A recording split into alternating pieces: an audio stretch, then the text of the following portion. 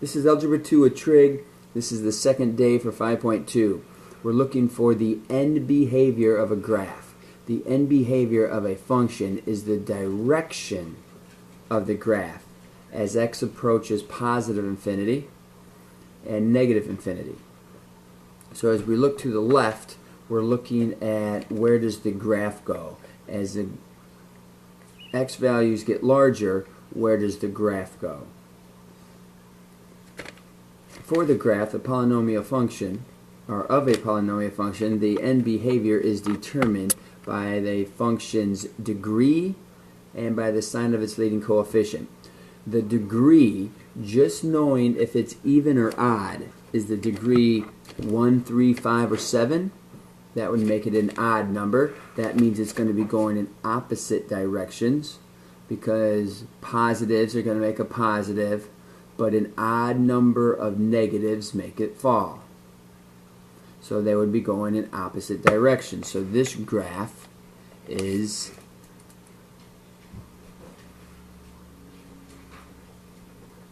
an odd degree.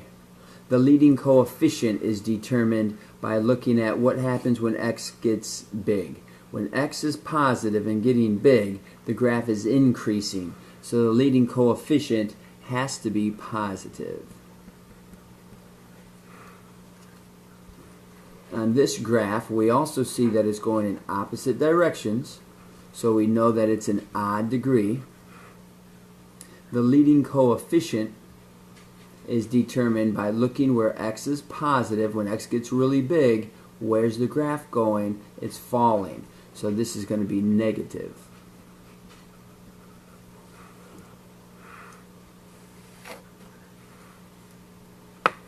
Here we have a different shape.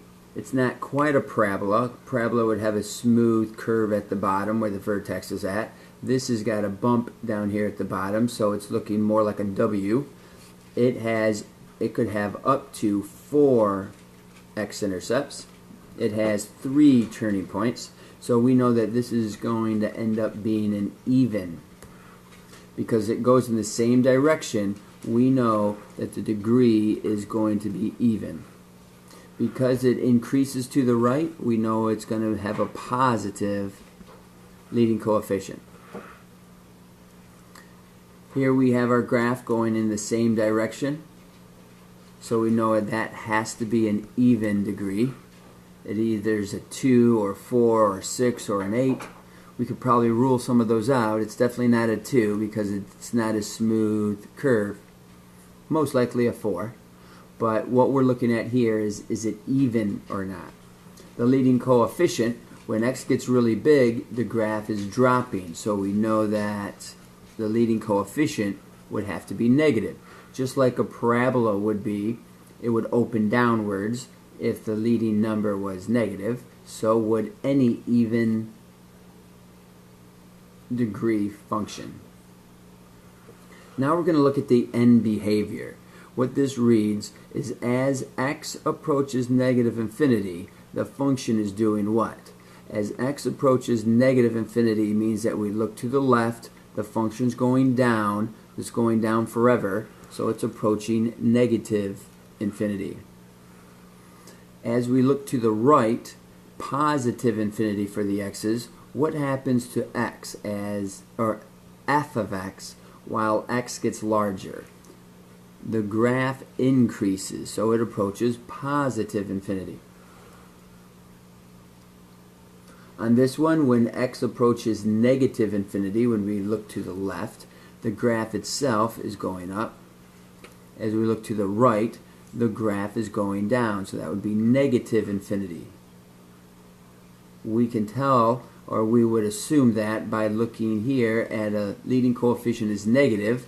That's what's going to happen when the graph moves to the right. We know it's going to go in opposite directions because it's odd. Here we have an even degree, so we would expect our directions to be the same. When we look to the left, when x gets towards negative infinity, the farther to the left it goes, the graph goes up higher and higher. So that would be positive infinity. When we look to the right, the graph still is going up. So we'd be at positive infinity. On our last graph here, we see that they're going in the same direction, so we expect our signs here to be the same. When we look to the left, the graph is going down towards negative infinity. When we look to the right, the graph is going still down to negative infinity. Now we're going to try to make those determinations just by looking at an equation. So for question A, it's a bit tricky.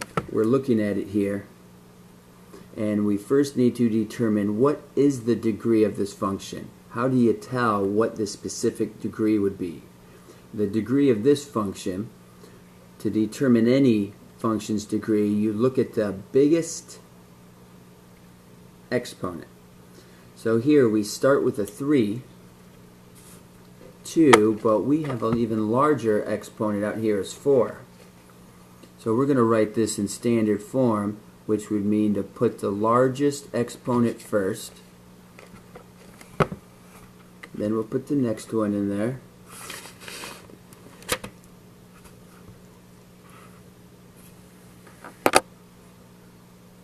Positive 2x squared and positive 5. That would put this equation into standard form. Sometimes it gets rearranged. Now we see that the degree is even. It's a 4, which is an even number. And our leading coefficient, we would look here to be negative. Now that's enough information to tell us which way the graph is going. Even means it's going in the same direction. A leading coefficient means it's falling when it goes to the right. So what happens when we go to the right? It's falling. It goes to negative infinity. What happens when we look to the left? That's also, it's got to be going in the same direction. So it's falling to the left. For question B, we notice that our exponents are 4, 3, 2, there isn't a 1, and then this would be considered x to the 0. That is in standard form. So we can tell right away that the degree happens to be even again, because it's a 4, and the leading coefficient in this case is a positive. So the even means it's going to go in the same direction. The leading coefficient being positive means it's going to be going up to the right. So this would both be positive infinity.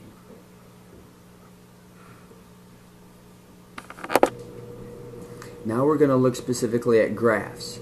We look here at this first graph, and it's going in opposite directions. So we know that it's odd. We look at the leading coefficient, and that would have to be a positive because it's increasing to the right.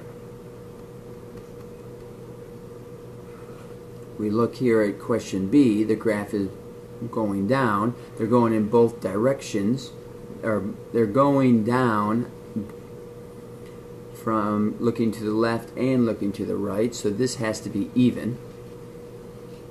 So the leading coefficient, because it's falling to the right, has to be negative.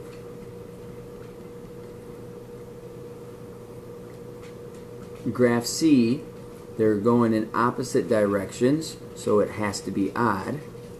And the leading coefficient, because it's falling to the right, would have to be negative.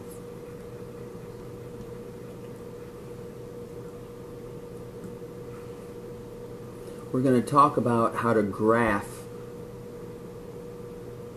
a polynomial. This is not a quadratic. We have our different methods for a quadratic. This is in standard form. That means we don't know too much about it. So the only option that we really have is to graph points. So we're going to figure out the points along the way. We're going to use our method called synthetic substitution. So when we use synthetic substitution, it's kind of a shortcut for using direct substitution.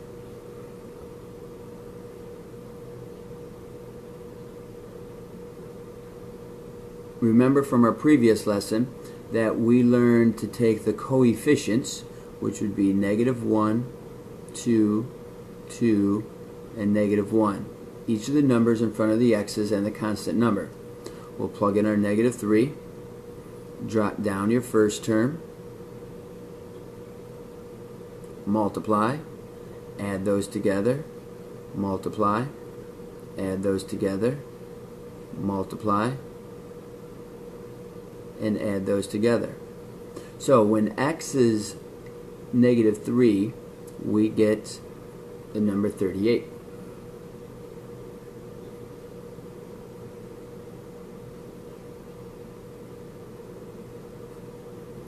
So we're going to plug in the numbers of our equation again.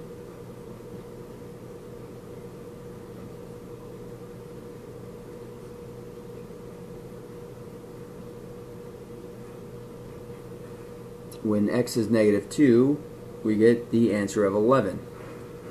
So both of those are still off of our grid.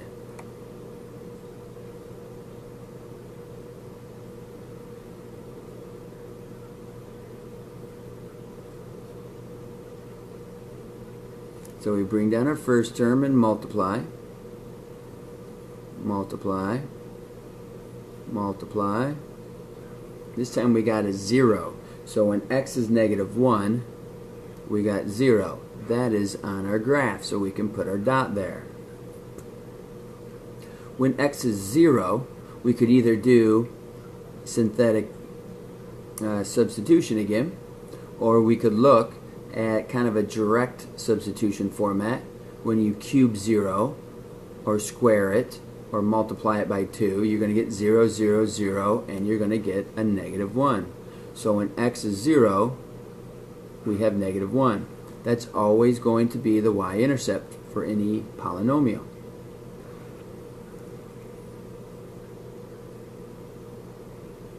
So now we'll plug in our 1.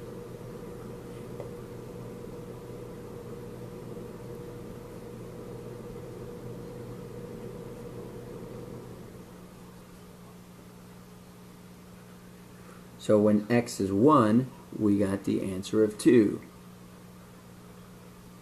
And we can proceed on using that same format.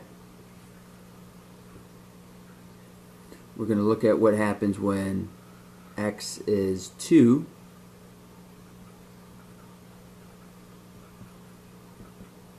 Multiply, multiply,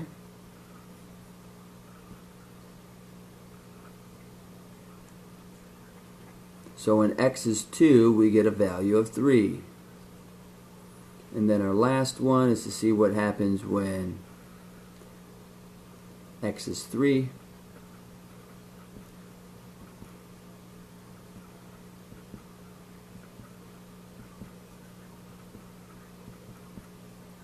We get a value of -4. So at 3, we're down here. Now when we look at all those dots, it can sometimes be tricky to figure out where our line goes. But using the concept of our end behavior, we can give a pretty good estimation that this is a cubic equation, so we know the graphs are going to go in opposite directions. We know that it has a leading coefficient that's negative, so it's going to be falling to the right. Therefore, it has to be increasing to the left.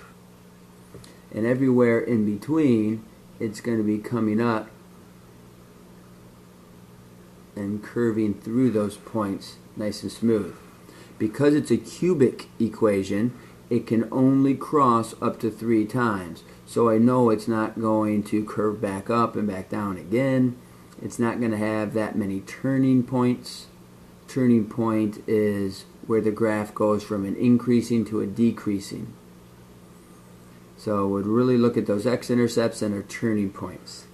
Once you get done graphing, we like to write the equation. Y equals -x cubed plus 2x squared plus 2x minus 1. Always write the equation. The degree in this case was odd. The leading coefficient clearly was negative. So as we look to the left, we know that the graph increases to the left as we look left. And as we look right, the graph decreases. It goes down towards negative infinity.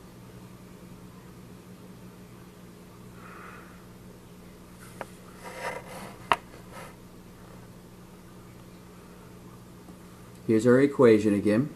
Notice we have x to the fourth, to the third, to the second. We don't have an x to the first. So that's going to become important when we are working with our synthetic substitution. So we're trying to determine what's going to happen. We have an idea that an even degree should make it go in the same direction. We know that a positive is going to make it open upward. So both of these are going to increase as we look left and right. But we still don't know some of the points that it goes through. We could have an idea of what happens at 0. Where do you think this graph is going to be when x is 0?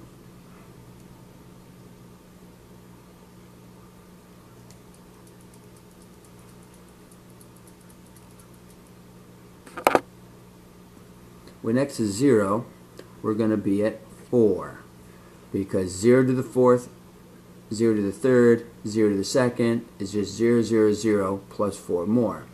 So we know for sure we're here at 4. Where are we going to be when x is negative 3? We need to plug in our coefficients. So we have 1 when x is to the fourth, negative 1 for x is to the third, negative 4 when x is to the second. Now what do we plug in for x is to the first power? I don't see an x to the first power. So I need to represent its position with a 0. And then x to the 0 power, or no x's at all, would be your 4. You must use the 0 so that you get all 5 terms for a fourth power. Drop down your first term and multiply. Add them together. Multiply.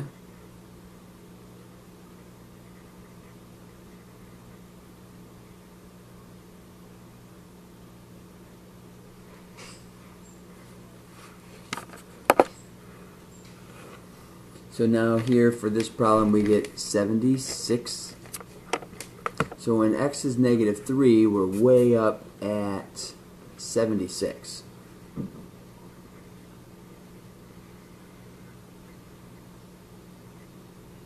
We plug in our coefficients again.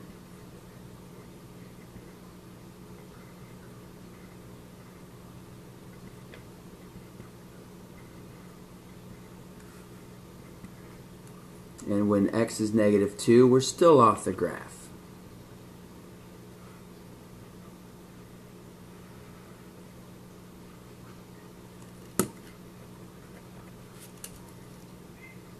Our coefficients are 1, negative 1, negative 4, 0, and 4.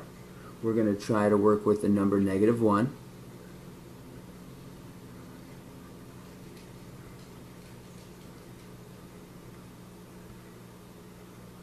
When x is negative 1, we're going to get the value of 2.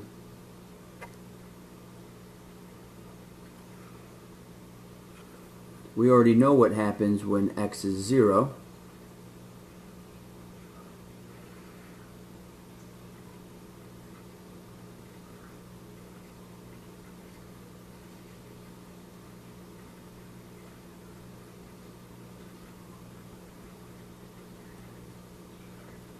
When x is 1, we also get 0.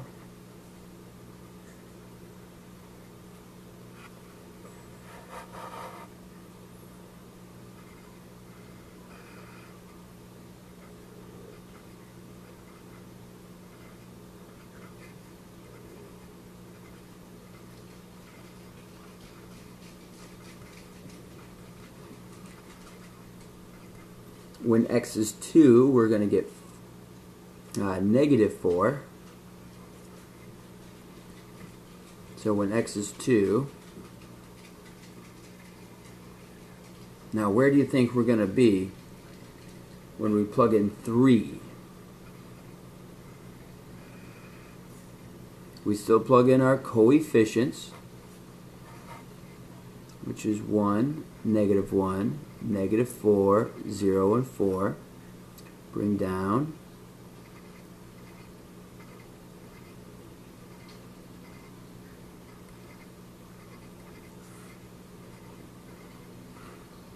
So when x is 3, we're going to be way up high. So this graph is coming down and it's curving way up high real quick. We know that on this left side, it has to also be increasing.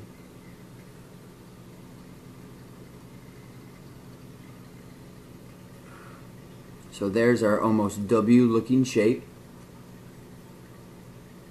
It could be coming down a little bit further and then curving up perhaps. We write our equation. Y equals x to the 4th minus x cubed minus 4x squared plus 4. We know that our degree is even because we can see the 4 makes it even. The leading coefficient, of course, is positive. So when we look to the left, we see that the graph increases, goes to positive infinity. And when we look to the right, the graph also goes to positive infinity.